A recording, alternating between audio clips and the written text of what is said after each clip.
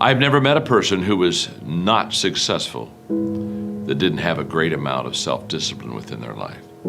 Self-discipline and being able to perform and being able to keep your life on schedule and being able to keep commitments and promises and meet deadlines is essential to success. The fact of the matter is that the reason discipline is hard to maintain is because it is hard to maintain. That's what makes discipline hard. It's hard. It's real simple. If you don't work out, you don't get a muscle, right? I always tell people there's a daily practice like priming. If you don't do that, if you get up and you just have no discipline whatsoever, you get no value of anything. Your diets don't work when you don't do them. Exercise doesn't work when you don't do them. But most of the people have some experiences that they want to shift. And once you shift those things, your whole life changes. The thing about self-discipline is that it is necessary for everything you do in your life. You have to be self-disciplined. Unfortunately, just as human as everyone else. And it is work to maintain the discipline. That's what it is, work. Holding the line, maintaining the standard, giving no slack, none. That's the discipline. That's the discipline, and it is hard. If discipline comes from somewhere else, it's very, very hard to remain consistent because you tend to resist. It's wild because I see trainers and they're in the gym with people and, the guy or girl that they're working out hates their workout, hates it because the discipline is coming from somewhere else. It's something that you dread every time you go in. You don't really want to do it. It's like, but oh no, my trainer's here. He's about to, beat me up and make me feel crazy. Well, the truth is, every trainer should work his way out of your life. Anybody who's working you out, your teachers, your trainers, your people, they have to train you to get out of your life. So you can go ahead, do your own workout, do your own thing, practice self-discipline. And if there's one thing I would say that does make it easier, it's to envision what it feels like when you're done. What it feels like after you've worked out, or you've held the line on your food intake, or you've pushed through some monotonous project that you have to do, and all those things. When they're done, they feel good. Contrary to that, envision what you will feel like later when you let the discipline slack. You know the feeling weak and defeated, and you know that you're falling behind. So get to know those two different types of feelings and ask yourself which one you want to feel in 10 minutes or in a half an hour. We kind of have this idea that you're free as a child, and then that you have a certain delightful, wonderful, positive freedom as a child, and then that's given up as you approach adulthood. But the truth of the matter is that you have a lot of potential as a child, but none of that is capable of manifesting itself as freedom before you become disciplined. And discipline is a matter of the imposition of order, and the order is necessary, especially for people who are hopeless and nihilistic. And lots of people are hopeless and nihilistic, way more people than you think. And part of that is because no one's ever really encouraged them. And so the book is in part a matter of encouragement. It's like, lay a disciplinary structure on yourself, get the chaos in check, and then you can move towards a state that's freer, because it's discipline first. Like, look, if you're going to become a concert pianist, there's going to be several thousand hours of extraordinarily disciplined practice. That's the imposition of order on your potential, let's say. But what comes out of that is a much grander freedom. And so in virtually every freedom that you have in life that's true freedom is purchased at the price of discipline.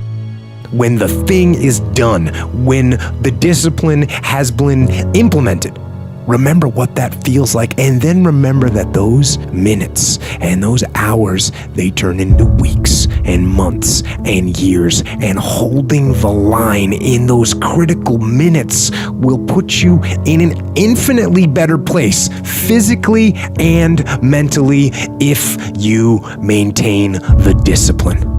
So work through the weakness, fight through the temptation, hold the line. Hold the line, maintain the discipline. It is not easy. but it is worth it because discipline equals freedom. It's all mental, and people don't get it. You know, everybody wants to say, okay, well, here go 10 steps to, okay, Lewis said do 8, E.T. said do 9, you know, this person says this is the 12 steps, and everybody's trying to get the steps without the mentality. It's like, okay, maybe you don't need all 9, or maybe you don't need all 8, maybe you need 4, maybe you need 12, I don't know. But I think sometimes they see what we do and say, if I can duplicate that, just like exactly how he's done in the book, exactly how, and it's like, yo, you have a story. You know, you have a unique experience. And so your 12 are shaped by not just your world, but how your world has shaped your thinking. And I think that's the part they're missing. It's like, guys, you know, if it was easy, everybody could do it. If it was a cookie cutter, everybody would just follow it to the T. But there's a mindset. And when I looked at Serena, you know, when I look at the Michael Jordans of the world, Tom Brady, you know, when you look at Michael Phelps, like it is a mentality. You know, on our new album, The Resolution, I talk about, I got that dog. And I'm not really referring to just this, you know, aggressiveness, but it is a mindset. I saw Belichick said something where, you know, they were like, how you feeling about the Super Bowl? He's like, I'm gonna be honest with you, we're 5 weeks behind. You know what I'm saying? He's like, yo, everybody else is next year. For next year, everybody else is practicing, training, they lost, you know, they and so they're trying to get ready. They're lifting weights, they're reading books, they're, you know, everybody that lost is studying. He's like, yo, what type of mind says we're 5 weeks behind in terms of the Super Bowl. Right, the day after the Super Bowl. So, but again, it's a mentality, and I think a lot of people are missing that mentality. You know, and there's a lot of folks that live life on a cushy cloud of marshmallows and bullshit, and then one day something goes wrong. And I mean, that's why spoiled kids are so sad.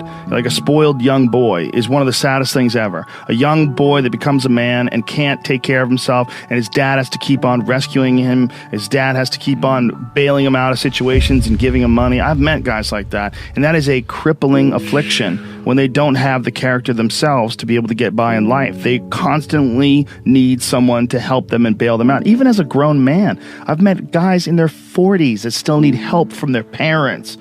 I'm like, what the man? You're never going to get it right, because somewhere along the line, they didn't face enough of the adversity to realize that there's sometimes you just got to get up and get shit done. There's sometimes where you have to pull yourself up and you have to push forward, even if you want to stay in bed. And if you don't do that, and you just keep calling on your daddy, and your daddy keeps rescuing you, you never develop those tools. You never develop that ability to recognize what you're doing wrong with your life. Because you're soft, you got a cushiony, you got a safety net for your safety net. Make every day your masterpiece. The secret of your success, the secret of my success, is determined by what we do daily. And we've missed this all the time. I wrote a book called Today Matters. And the reason I wrote the book Today Matters is because today matters. We over-exaggerate yesterday. We just think we were amazing yesterday. We weren't. Just trust me. Of course, when you're my age, 71, you don't need to worry about it. You forget. The other day I was in a car and Margaret looked at me and said, John, we're forgetting everything. I said, we kind of are, aren't we? She said, let's do a plan. I said, what's your plan? She said, you remember who we are, and I'll remember where we're going. Hey, it's working. It's really working. You got to divide it up a little bit. You got to divide it up. We over-exaggerate yesterday. Hey, we overestimate tomorrow. Oh yeah. Oh, tomorrow. I'll get to that tomorrow. Oh yeah. Oh yeah. I'll do that. Oh yeah. Tomorrow. By the way, good intentions are worthless. Worthless, folks. When are you going to fall out of love with good intentions? They're worthless. Good intentions are worthless unless they lead to good actions. Nobody ever had their life changed by somebody hoping, thinking. Good intentions are not enough. Yeah, I'm inspired by, life and all sorts of things. You can say something right now that would inspire me to write a song or something to happen. Most kings just happen to be inspired by Basquiat drawing, the drawing, and he had most young kings get their head cut off on the bottom. And I looked at that and I was like, it's powerful. Just the statement in itself, lends itself for a song.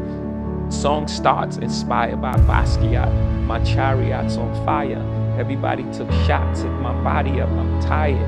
And then it's just, they build me up to break me down, to build me up again. They're like, oh, we need you back so we could kill your ass again. It's like this thing, this love, hate.